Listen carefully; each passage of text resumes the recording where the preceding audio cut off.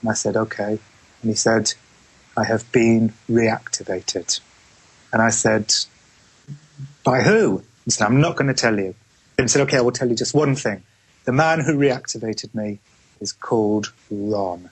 So I went off on a journey to try and find Ron. And I never found Ron, although I've got a suspicion as to who he probably was. But on the way to finding Ron, I met... Tell me how long I can go on, because this is a story that I can go on for hours. No, I want to hear it. Jon Ronson, when we come back, I mean, obviously, you are the reporter in the big movie out in theaters right now. Obi-Wan Kenobi plays you. I know. How about that? As you can probably, as the people watching the Skype can probably tell, it's very appropriate, because when I look mistily out, there is a Ewan McGregor-ness to me. You look just like him. We'll be right back.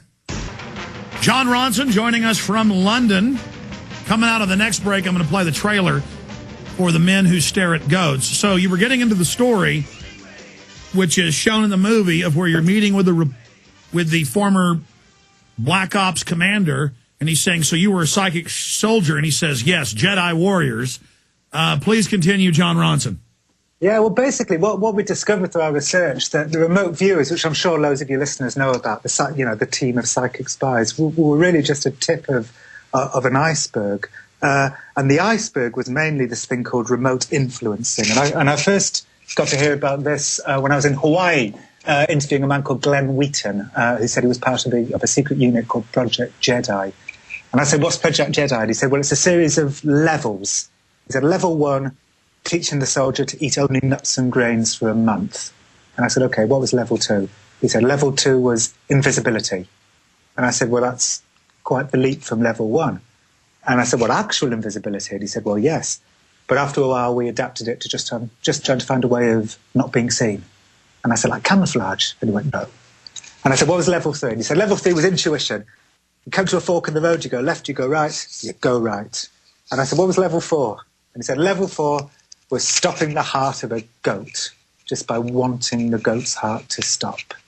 So really, it was this one interview with Glenn Wheaton that opened up this whole secret world of military intelligence craziness, where they really did have rooms full of goats, and they brought in these martial arts guys to try and kill the goats just by staring at them. And, they say that from time to time a goat fell over, but, I think probably because it was suffering from some sort of pre-existing medical complaint, or maybe it was just kind of bored of being stared at for, days on end by martial arts gurus from Ohio.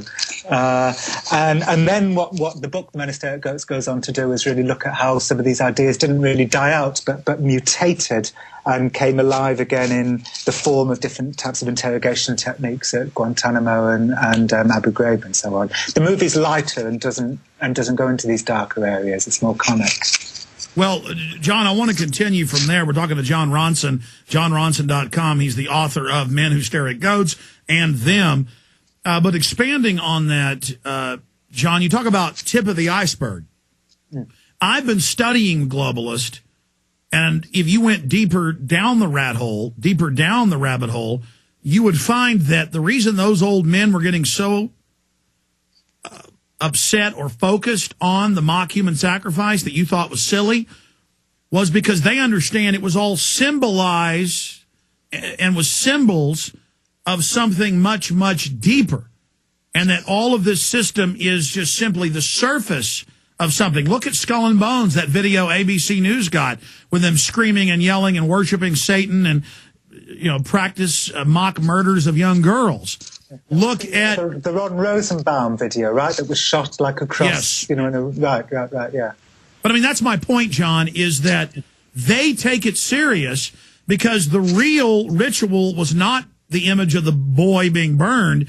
It was whatever happened behind those black curtains across the water. That's when the old men really got upset and really started growling and breathing heavily next to me. And it wasn't 1 or 2 or 3 or 4. The whole group around me were doing this. Mike Hansen, who snuck in with me, witnessed it. And so, I mean, I'm telling you, these people are out of their minds. They're crazy. And so you or I, normal people, look at this and it looks ridiculous. This is not ridiculous to them. Well, again, this is where I kind of agree and disagree with you, because where I disagree with you, because I'm not, conspiratorial minded, is that I believe that what we saw at Bohemian Grove was all that was going on that night. I don't believe there was anything going on behind the curtains. However, where I do agree with you is that the people who go to Skull and Bones and go to Bohemian Grove do seem to be into this idea of ritual and symbolism. I agree with you there. And so you have to ask yourselves, well, why? And one person, actually, who was involved with Skull and Bones said to me that the woman, she said that her interpretation of their kind of being into ritual was that it kind of gives you a sort of mandate, sort of gives you a kind of sort of sense of superiority and a mandate to put yourself in a position of power. And that's why these Ivy League universities do all this kind of stupid, crazy stuff, and why these ideas live on in when they get into the business world in places like Bohemian Grove. But I don't believe at all that what we saw was any kind of actual human sacrifice. It was just a papier-mâché effigy. Well, I'm not saying I believe an actual human sacrifice was going on. I'm saying more was happening than meets the eye. And think about your statement. I don't believe anything was happening behind the curtain. That's kind of a philosophical worldview on the planet itself. I believe there is something going on behind the curtain, and 9 times out of 10, when we pull the curtain back, the real show's going on behind the curtain, Jon Ronson. I mean, look at how you wrote Men Who Stare at Goats. Just all this insane stuff going on.